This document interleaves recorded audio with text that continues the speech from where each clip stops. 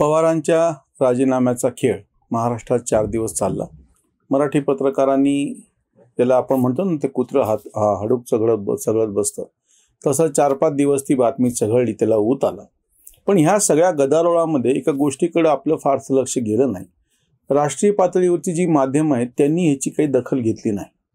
म्हणजे पवारांचा हा जो काही राजीनाम्याचा खेळ होता तो फक्त महाराष्ट्रात मराठी माध्यमांपुरता चालला, चघळला गेला.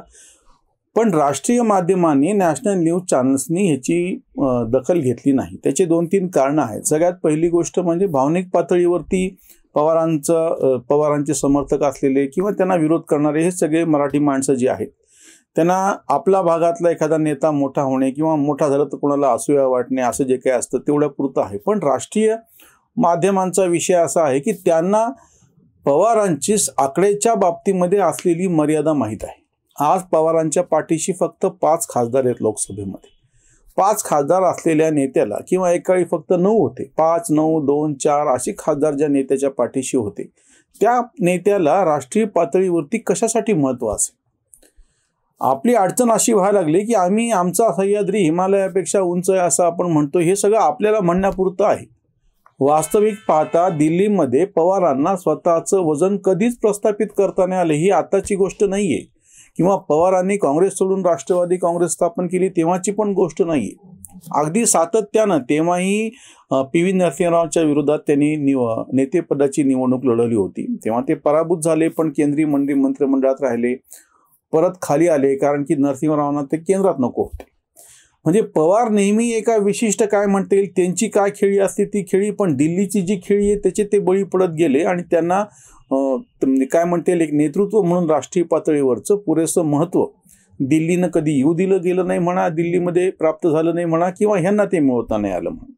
आता ह्या राजीनाम्याच्या निमित्तानं जी गोष्ट सिद्ध झालेली आहे ती अशी राष्ट्रीय पातळीवरची, मी महाराष्ट्रातली म्हणत नाही, महाराष्ट्रातली मी चर्चाही करत नाही, किंवा राष्ट्रवादी काँग्रेस पक्ष आणि शिवसेना, उद्धव गट आणि बाकीचं काँग्रेस हे सगळं आपण थोडं बाजूला ठेवा. तुम्ही राष्ट्रीय पातळीवरती विचार करा. आत्ता कर्नाटकामध्ये निवडणुका होत आहेत. आम्ही मागच्या एका व्हिडिओत हा प्रश्न उपस्थित केला होता. आम आदमी पक्षाचं ते स्वतः केजरीवालचा बंगला किंवा त्यांचे मनीष सिसोदियासारखे महत्त्वाचे मंत्री तुरुंगात असणे, सत्येंद्र जैन, हे सगळं असताना सुद्धा आम आदमी पक्ष कर्नाटकामध्ये 200 जागा लढवतोय, ज्याची कुठेही फारशी चर्चा होत नाही. त्या मायावती सुद्धा तिथं 137-38 पेक्षा जास्त जागा लढवत आहेत, 133 काहीतरी कर्नाटकामध्ये. म्हणजे हे काँग्रेसतर पक्ष मी सांगतोय, आणि तिथला स्थानिक असलेला तर जनता दल सेक्युलर तो आहेच आहे. म्हणजे हे सगळं असताना पवार त्या ठिकाणी किती जागा लढवत आहेत? तर 8 जागा लढवत आहेत. ओवेसी तर फक्त 2 जागा लढवून त्यांची स्वतःची खूप मोठ्या प्रमाणामध्ये चर्चा करून घेण्यामध्ये त्यांना यश मिळालेलं. अर्थात त्याच्या पाठीमागं धार्मिक ध्रुवीकरण आणि तो एक कट्टरपंथी इस्लामिक राजकीय चेहरा असल्यामुळे असेल. पण ओवेसी सुद्धा साध्या 2 जागा लढवून सुद्धा मोठ्या प्रमाणामध्ये माध्यमातून किंवा चर्चेतून राहण्याचं कसब त्यांना प्राप्त झालेलं आहे. पण हे पवारांच्या बाबतीत आता होताना दिसत नाही. UPAच्या काळामध्ये सुद्धा पवारांची चर्चा राष्ट्रीय पातळीवरती राजकारणात व्हायची. मी अजून एक उदाहरण देतो. 2017 सालची गोष्ट आहे आणि राज्यसभेच्या उपाध्यक्ष पदाची निवडणूक व्हायची होती. अचानक आपल्या मराठी माध्यमांनी गवगवा सुरू केला की हे पद राष्ट्रवादीला कसं मिळणार आहे. इतकंच नाही, राष्ट्रवादीच्या राज्यसभेतल्या पुण्याच्या खासदार वंदना चव्हाण, माजी महापौर, यांनी अर्ज पण दाखल केला. त्या अर्जाची बातमी मराठी माध्यमाला मोठ्या प्रमाणात दिली गेली आणि असं काही चित्र आपल्याच मराठी माध्यमांनी उभं केलेलं होतं की राष्ट्रवादीचा आता उपाध्यक्ष कसा होणार राज्यसभेमध्ये. तेव्हा सत्ताधाऱ्यांनी नितीश कुमारांचे सहकारी असलेले हरिवंश सिंह यांना पकडून त्यांना उभं केलं होतं. ते निवडून येतील अशी शक्यता पण होती, पण अचानक पलटी मारली. काँग्रेसनी स्वतःचा उमेदवार उभा केला. शरद पवारांच्या उमेदवाराला कोणीही पाठिंबा दिला नाही. पवारांना आपला उमेदवार राज्यसभेच्या उपाध्यक्षपदासाठी माग घ्यावा लागला शेवटी. पण ही चर्चा मात्र तेव्हा मराठी माध्यमांनी केली होती. योगायोगानं त्याच काळात नेमकं मी बेंगलोरला होतो एका कौटुंबिक समारंभासाठी, आणि जेव्हा तिथल्या माध्यमांमध्ये मी बातमी पाहिलं, बातमीच नाही कुठे. अक्षरशः मी तिथून फोन करून महाराष्ट्रामधल्या मित्रांना विचारलं, तेव्हा कळलं की काय तिथली घटना घडली. पण पवारांनी उमेदवार उभा केला, त्याला माग घ्यावं लागलं, ह्याची कसलीही दखल तेव्हा राष्ट्रीय पातळीवरच्या माध्यमांनी घेतलेली नव्हती. हे आपणच मोठं केलेलं प्रकरण होतं. तसंच मी तुम्हाला अजून एक प्रकरण सांगतो. पवारांना राष्ट्रपती करणार, पवारांना राष्ट्रपती करणार ही बातमी राष्ट्रीय माध्यमात कधीच कुठे मोठी म्हणून आलेली नाही. ही फक्त मराठी माध्यमांनी त्यांच्या ठरलेल्या पत्रकारांनी सोडलेली फुसकुली आणि ती उगाच मोठी केलेली बातमी. पवारांचं राष्ट्रपती पद हे ह्यांच्याच मनातली संकल्पना होती. वास्तविक पाहता भारतीय जनता पक्षाला पवार हे काही सोयीचे नाहीत जेणेकरून त्यांना राष्ट्रपती करावं, किंवा त्यांच्या पाठीशी पुरेशी संख्या आहे का. संख्याबळ जर नसेल तर त्या दिल्लीच्या वर्तुळामध्ये कुठल्याही नेत्याला फारशी किंमत दिल्या जात नाही. ह्याच्या बाबतीमध्ये दिल्लीचं राजकारण किंवा दिल्लीची सगळी लॉबी फार क्रूर आहे. ज्याच्या पाठीशी, आणि ते स्वाभाविक पण आहे की ज्याच्या पाठीशी प्रत्यक्ष खासदारांची संख्या आहे त्या नेत्याला तिथे एक वजन येतं जे एरवी येत नाही. पवारांच्या ह्या राजीनाम्यानं परत एकदा हे सिद्ध झालं की त्यांनी हाताशी काही पत्रकार धरून मराठी एक पत्रकारांची लॉबी पिलावळ जी आहे ती त्यांचे गुणगान गाते, तुंतुणं वाजवते, हे सगळं ठीक आहे. पण त्यांनी ज्या पद्धतीने ही हवा केलेली असती ती हवा दिल्लीत टिकत नाही. मी तुम्हाला अजून एक उदाहरण सांगतो. पवारांच्या निवासस्थानी यशवंत सिन्हांनी विरोधी पक्षांना एकत्र करायची म्हणून एक बैठक बोलवली. तिला पुरेसं यश आलं नाही. मग पवारांनीच हात झटकले. अरे मग तुमच्या घरी बैठकीत तरी तुम्ही म्हणता माझा संबंध नाही. मग पवारांनी खूप सारवासारव करायची प्रयत्न केली त्या प्रकरणामध्ये. पण पवारांचं पितळ जे उघडं पडलं की त्यांना ते दिल्लीच्या पातळीवरती नेता व्हायचं आहे. किंवा अजून एक उदाहरण आहे की जेव्हा अनिल देशमुखांचं ते प्रकरण गाजत होतं आणि अनिल देशमुख हजर नव्हते, कोरोना होता, बाहेर पडले नाहीत, आणि दिल्लीच्या त्या पत्रकार मुलीनं पवारांना एका मिनिटात खोटं पाडलं. अनिल देशमुख हजर कसे होते, त्यांनी पत्रकार परिषद कशी गेली, अक्षरशः पवारांना दिल्लीची पत्रकार परिषद गुंडाळायला लागली.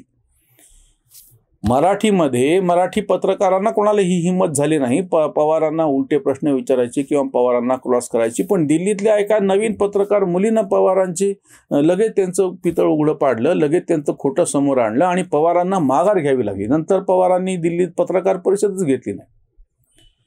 पवारांच्या राजकारणाची सगळ्यात मोठी गोष्टी दिल्लीमधली आहे. महाराष्ट्रातली काय आणि कशी ती वेगळी आहे. आपण त्याची भरपूर चर्चा केली. आणि आताही महाराष्ट्रातले हे 10 महिन्यापूर्वी झालेलं सत्तांतर, त्यांच्या पक्षातलं हे राजीनामा नाट्य, ह्या सगळ्यांमुळे होते. पण दिल्लीच्या संदर्भातली जी चर्चा आहे ती मात्र फारशी होत नाही. एक धरसोड जी वृत्ती आहे सातत्यानं पवारांनी चालवली. खरं तर पी.व्ही. नरसिंहरावच्या काळात ते दिल्लीला गेले होते, त्यांनी तिथंच ठामपणे थांबले असते तरी फरक पडला असता. किंवा सोनिया गांधींच्या विरोधी पक्ष नेतेपदाचा मुद्दा जर समोर केला नसता तर शक्यता अशी होती की पवार जास्त सिनियर होते आणि शक्यता म्हणजे पवार पंतप्रधान सुरू झाले असते तेव्हा. म्हणजे UPAचा जो कालखंड तो तुम्ही गृहीत धरला त्या कालखंडामध्ये. पण तसं होऊ शकलं नाही. दिल्लीच्या बाबतीमध्ये पवारांचं धोरण हे नेहमीच धरसोडीचं राहिलं, कारण की त्यांचं ते मुंबईमध्ये लक्ष लागून राहिलेलं आहे.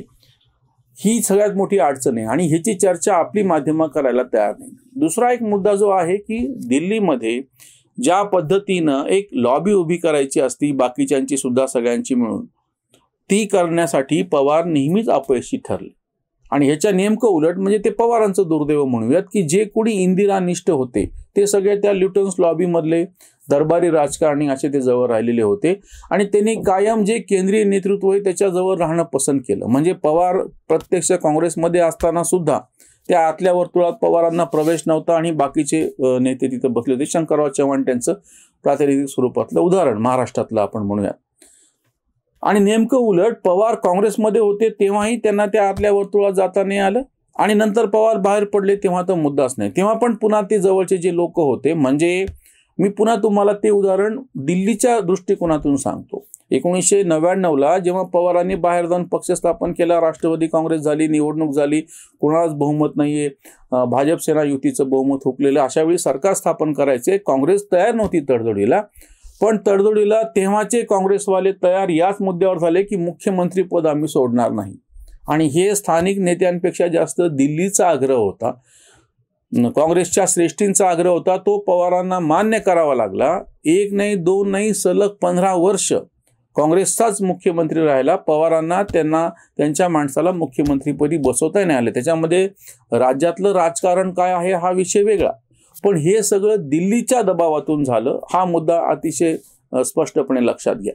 PS संगमांची मुलगी त्या मंत्रिमंडळामध्ये होती राष्ट्रवादी काँग्रेसची प्रतिनिधी म्हणून, पण यांचं जे धोरण राहिलं होतं काँग्रेसला अनुकूल राहायचं त्याच्यातून तोही पक्ष दूर गेला. मग त्यांनी आता त्याच पक्षाला आता नॅशनल पीपल्स फ्रंटला राष्ट्रीय दर्जा मिळालेला आहे. PS संगमांचे चिरंजीव कॉन्राड संगमा जे आता तिथे मुख्यमंत्री आहेत. पवारांचं राष्ट्राच्या पातळीवरचं जे राजकारण, राष्ट्रीय राजकारण आहे ते नेहमीच अडचणीमध्ये सापडलेलं आहे. एक राष्ट्रीय पातळीवरचं नेतृत्व म्हणून जी संधी होती, म्हणजे आता ह्या राजीनाम्याच्यामुळे ते पण एक मुद्दा सिद्ध झाला.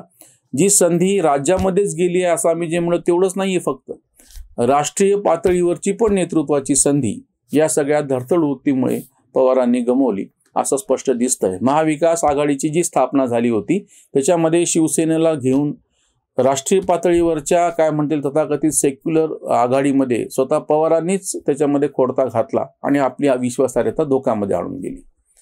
इथेच थांबूया. धन्यवाद.